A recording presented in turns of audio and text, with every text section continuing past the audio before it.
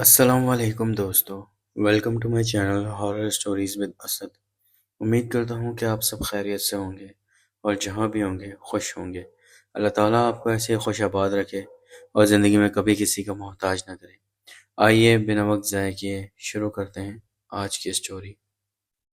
یہ کہانی فیضان کی ہے، جو ایک اچھا خاصا نوجوان تھا اور یونیورسٹی کا طالب علم تھا۔ وہ کراچی کے ایک گنجان علاقے میں رہتا تھا، جہاں رات کے وقت لوگوں کی زیادہ آمد و رفت نہیں ہوتی تھی۔ وہ علاقہ زیادہ تر سنسان ہی رہتا تھا۔ فیضان کی عادت تھی کہ وہ یونیورسٹی سے آ کر اپنے گھر کے کام پورے کر کے دوستوں کے ساتھ نکل جایا کرتا تھا اور پھر لیٹ نائٹ ہی گھر واپس آتا تھا۔ ایک بار فیضان اسی طرح معمول کے مطابق لیٹ نائٹ ہی گھر واپس آ رہا تھا اور اس وقت کافی رات ہو چکی تھی، اور جس جگہ وہ رہتا تھا وہاں آج رات لوڈ شیڈنگ کا بھی مسئلہ چل رہا تھا، جس کی وجہ سے اس پورے ایریا میں لائٹ نہیں تھی۔ بہرحال وہ اپنی بلڈنگ کے پاس پہنچا اور پوری بلڈنگ اندھیرے میں ڈوبی ہوئی تھی۔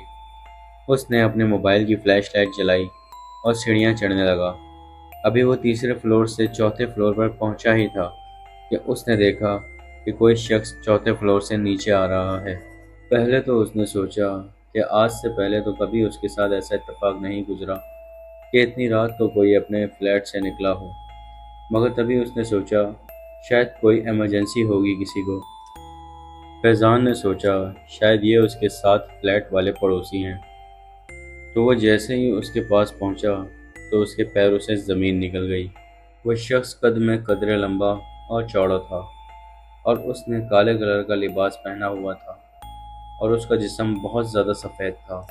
فیضان یہ سب دیکھ کر بہت حیران تھا، مگر جب فیضان نے اس کے چہرے کی طرف دیکھا تو اس کے خوف کے مارے پسینے چھوٹ گئے۔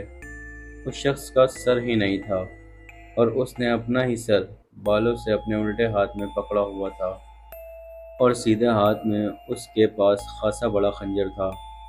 وہ ایک سر کٹا تھا۔ جیسے ہی فیضان کی نظر اس کے کٹے ہوئے سر پر پڑی تو وہ فیضان کو دیکھ کر مسکرایا۔ بس یہ دیکھ کر فیضان پوری ہمت کے ساتھ وہاں سے بھاگا اور پوری قوت سے نیچے کی طرف اترنے لگا۔ اترتے اترتے وہ سیڑھیوں سے گر پڑا اور اس کے پاؤں کی ایڑی ٹوٹ گئی، جس کی وجہ سے وہ کافی زخمی ہو گیا تھا، مگر اس نے پھر ہمت کی اور دوڑنے لگا۔ وہ جیسے ہی اس اندھیری بلڈنگ سے باہر نکلا تو وہاں سے 3 لوگ گزر رہے تھے۔ وہ تینوں آپس میں دوست تھے۔ انہوں نے جیسے ہی فیضان کو دیکھا تو انہوں نے اس کو پکڑا اور سنبھالا۔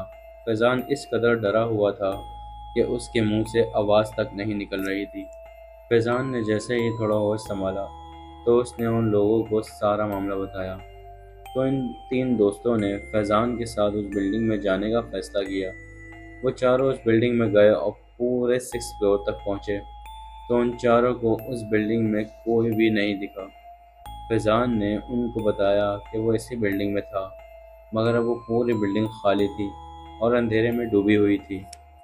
بہرحال اس دن کے بعد سے فیضان نے یہ عہد کر لیا کہ وہ لیٹ نائٹ گھر سے باہر نہیں رہے گا، اور اس واقعے کو سوچ کر آج بھی فیضان کی روح کانپ جاتی ہے۔